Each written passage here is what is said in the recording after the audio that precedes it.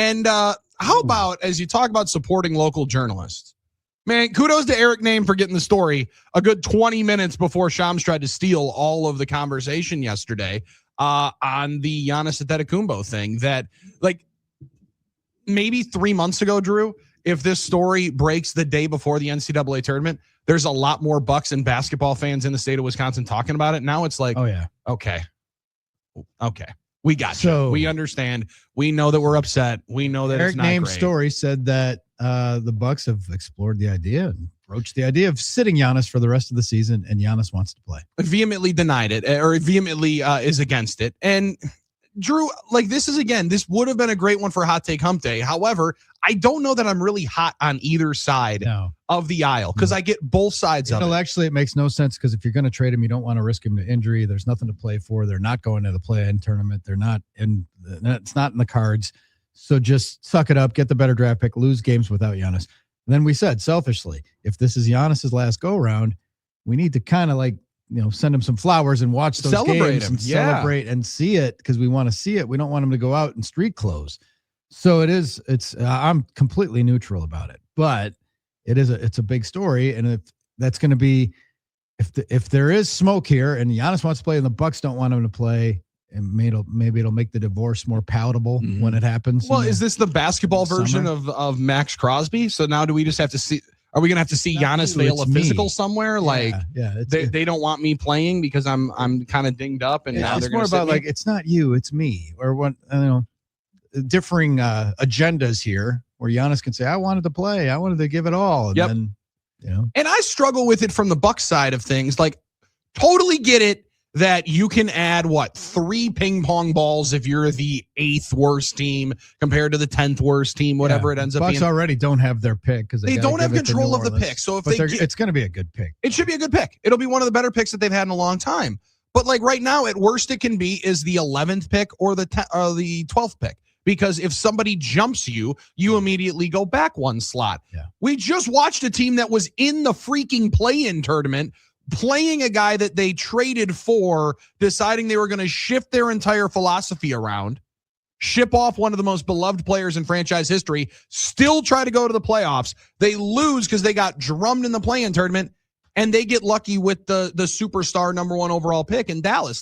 This is a lottery. This is a coin flip situation. So I'm not taking every single bit of data into it and being like, well, I got to make sure that we lose this amount of games so we have such a better chance of being able to get this unproven player. The most important thing is if you can develop the guy. And that, to me, Drew, from the Bucks side, would be the biggest question. They don't have anybody outside of Giannis who are first-round picks that they have developed over the last number of years that in their incubator has become a sensational player. Right. Or let alone 18-point-a-game guy, right? Like, I mean, they haven't developed any of those guys. So I'm not all that worried whether it's the 7th pick or the 11th pick. I'm more worried about how are you going to make that player better if they're in your building. The Bucks side of it, I'm looking at it like, man, you've had 5 injuries this year. But 5 injuries this year. Both calves, now a knee, we've had an ankle, the back's always a question. Maybe we all just agree it's not our year, it's not your year, and we get you healthy for next. Like, to me, it's not even a pitch of we want to lose games so we can try to go get AJ from BYU or the Peterson cat that's load managing in his freshman year of college. But that's not, to me, the point here. The point is try to make sure you are healthy for the longevity of your career, and this is a gap year blip on the radar.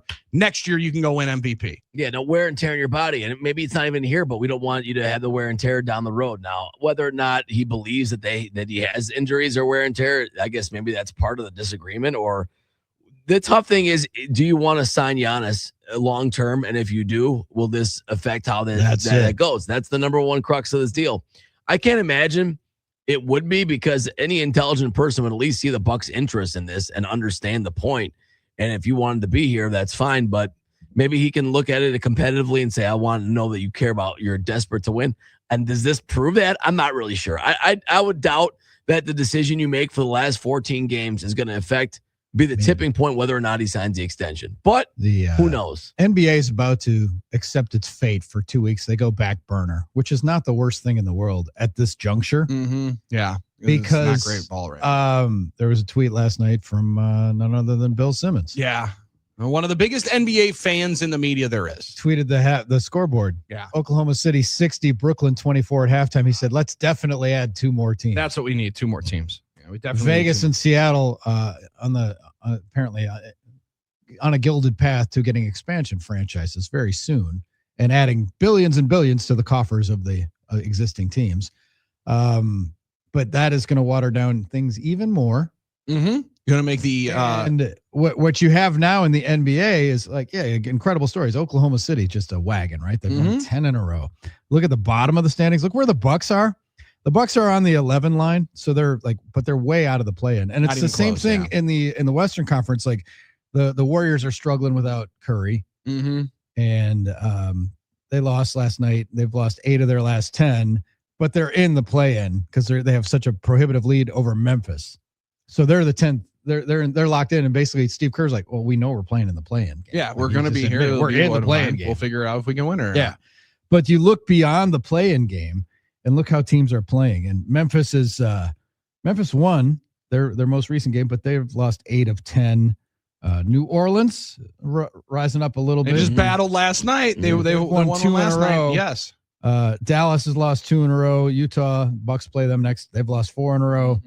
The Sacramento Kings have lost 5. Well, they're 5-5. They're 500 over their last stretch of games. God bless the folks that are watching Bucks Jazz here. But tonight. These teams at the back and the teams in the East, I mean, the Wizards and Pacers are the dregs of the East, and the Wizards have lost 13 in a row. Pacers have lost 15 in a row. This has been those. Look at from the Bucks on down. The Bucks have lost 1 in a row, but 8 of their last 10.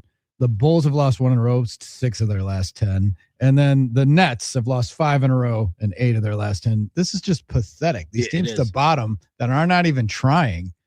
It's pathetic. It's awful. Well, and Drew, I think there's a couple of ways that you can rectify it for the league, and one of which is taking away a certain amount of the pick protections, right? Like the lack of ability to protect like Indiana, you mentioned them. They've lost 15 games in a row. So they're like what, the 3rd or 4th worst team record-wise in the NBA. Well, they're actually incentivized to make sure that they're in that pocket, not because of the ping pong balls, but because of the trade that they made for Zubats at the deadline is a 2026 first round pick to the Clippers, but it's heavily protected. If it's 1 through 4, the Pacers keep their pick and they give them like their 2030 something pick.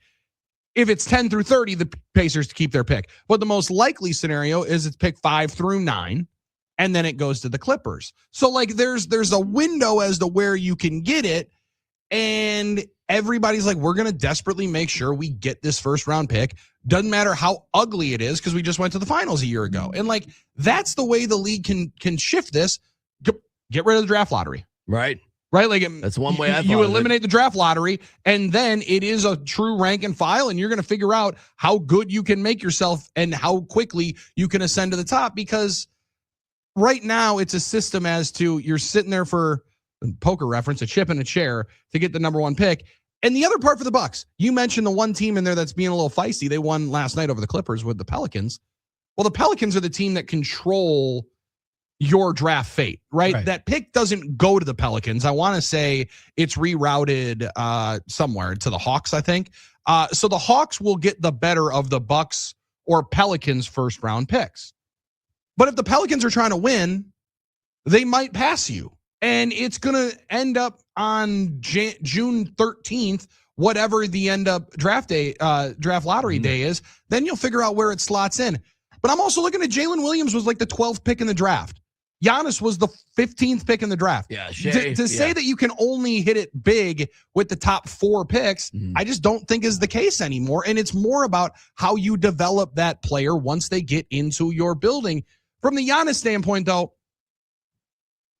I totally get the hesitation to wanting to sit. You are a basketball player. It's what brings you joy and happiness in the world, and you haven't been able to do it all year long. But I would wonder if at some point somebody in his inner circle is saying, hey, man, it's no longer about you playing games in 26. Right? Like, we need to make this as big of a stink as possible. Right. If you truly want to get out of here. And Kendrick Perkins was talking about it yesterday. He's like, do I feel bad for Giannis? Hell no. He's like, he made the decision to not be the bad guy at the deadline if he truly wanted that. And now we're going to see if it ends up him being the bad guy this summer or if it just gets weirder. And it's going to be awkward until the season's over. And, so this and the season thing is is, end for everybody. That's what the if reality. it's as simple as Giannis wants to smell the roses and play as many games as he can at Pfizer before he dips? Might be that, yeah. Want to play the home games and want to say goodbye to the crowd. If he would come out and say that, there'd be a groundswell of support saying that's let him play. Yeah, that's the difference. And because But he he won't, you'll never actually get the. But Eric got that from somewhere.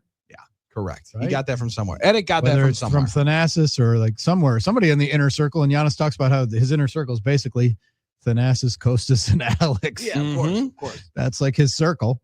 So, yeah, it's interesting. That's just a no-win situation. How about this? Do we see I don't want Giannis to be end? done, or just tell us like he's going to play one more game so we can all pack the joint and give him a farewell. You have to tickets. just get it the season end to put the decision in front of his face about the extension. I think that's the best It reminds me of when Jeff Jenkins played his last game at Miller Park, which is the artist formerly known as Miller Park.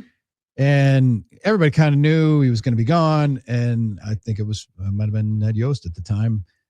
His last game, he jogs out for the 9th inning to play defense. And Ned's like, went and got him. He's like, Billy, you got to pull him out, let him jog in and get an ovation.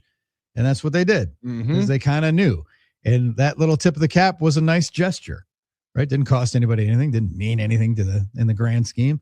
Like that's the thing about selfishly, I want to see Giannis play as many games as I can in a Milwaukee jersey because we don't know how much more time we got with the guy. Yeah, and you got 5 games. You got 5 home games, right? Yeah. Like, so if he's going to play home games, then that's fine. Then have him play home games. And I also don't think, Drew, that changes your leverage in the offseason, right? No, whatever leverage you think or theoretically you have, all rests in how aggressively he wants to force his way out and to a certain institution and to a certain team and a different organization.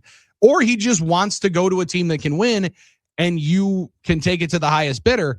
But I've wanted to see him play again. I've wanted to be able to see it in person. I totally get why he wants to play.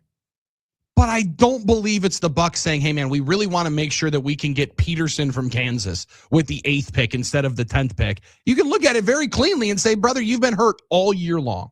The best thing for you, let alone what us. Don't even worry about what's best for us. We're worried about what's best for you. And what might be best for you right now is to look at 26, 27. Yeah. Andrew, like you said, just make sure you're ready for what you care about the most, brother. Make sure you're ready for Eurobasket. Make sure you're ready for the summer.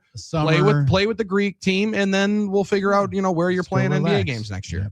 Yeah. We could have the same conversation 2 months ago, and we kind of did. 100%. Rinse and repeat. Right. It's to the point where you can definitely tell this summer is going to be the summer of 34, and it does feel like it's the summer of goodbye 34. Summer of Shams. More hate for Shams. Did you see everybody's hating, everybody's dumping on Shams because all these writers were camped trying to break the story of the WNBA's negotiations on their CBA, and someone leaked it to Shams, and he got the story. I did everybody was in there slugging it out and fighting for scraps every day.